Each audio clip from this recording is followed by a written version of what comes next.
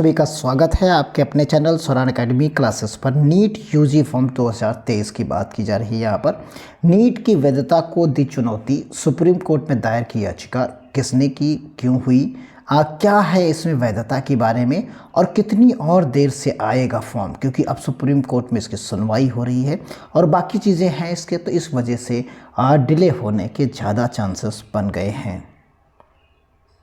अब देखिए यहाँ पर जो तमिलनाडु सरकार ने है नीट की वैधता को दी है चुनौती और सुप्रीम कोर्ट में दायर की है याचिका। और इन्होंने कहा कि जो सिंगल विंडो है, जो नीट संघवाद के सिद्धांत का उल्लंघन करता है, जो नीट एग्ज़ाम है वो इन्होंने आरोप लगाया है कि जो single window common test NEET है वो संघवाद के सिद्धांत का उल्लंघन करता है।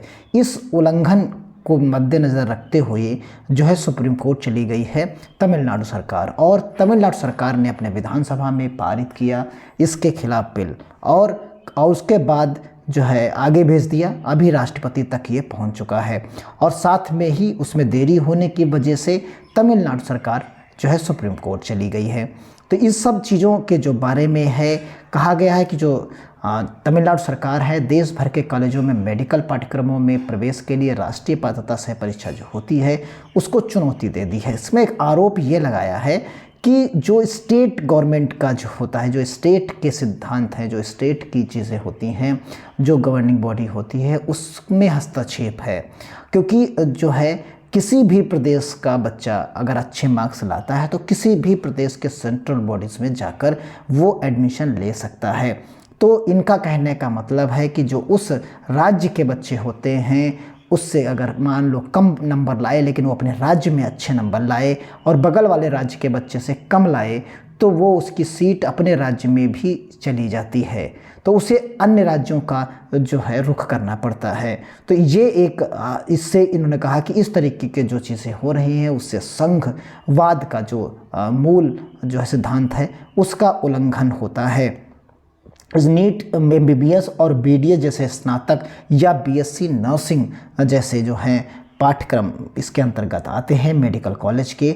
और संघवाद का सिद्धांत इन्होंने दिया, कहा कि संविधान के अनुच्छेद 131 के तहत दायर किया गया है मुकदमा और संघवाद का जो सिद्धांत है, जो संविधान की मूल संरचना में हिस्सा है, वो नीट जैसी परीक्षाओं का द्वारा उल्लंघन किया जा रहा है क्योंकि यह राज्यों की शिक्षा के संबंध में निर्णय लेने की स्वायत्ता को छीन रहा है। यानी अब इसमें क्योंकि नीट के जो स्कोर पर होता है सिलेक्शन, तो उसमें नीट के स्कोर से होता है, तो इसलिए राज्य सरकार उसमें हस्तक्षेप नहीं कर पाती। तो ये एक तरीके का लगाया गया है इसमें। अब वकील अमित आनंद तिवारी के माध्यम से दायर याचिका में कहा गया है कि शीर्ष अदालत 2020 में नीट की वैधता को आधार पर बरकरार रखा था कि उम्मीदवारों को भुगतान क्षमता के आधार पर प्रवेश देना, प्रति व्यक्ति शुल्क देना, बड़े पैमाने पर कदाचार और छात्रों का शोषण, मुनाफाखोरी, अव्यवसायीकरण जैसी अनुचित प्रथाओं की बुराई पर अंकुश लगाना आवश्यक था। राज्य को बाध्य नहीं करता नीट को बरकरार रखने का फैसला। तो इस तरीके से चीज़ें पर लागू की गई। तो इसमें जो निर्णय आएगा, जो चीज़ें होंगी, जैसा भी होगा इस पे हम नज़र बनाए रखे हैं।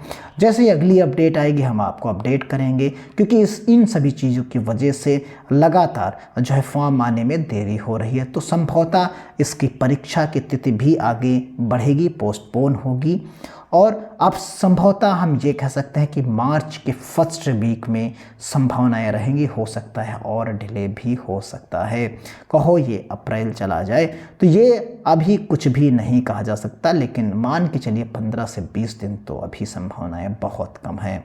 तो मिलते हैं अगली अपडेट के साथ, तब तक के लिए धन्यवाद। जय हिंद, जय भारत।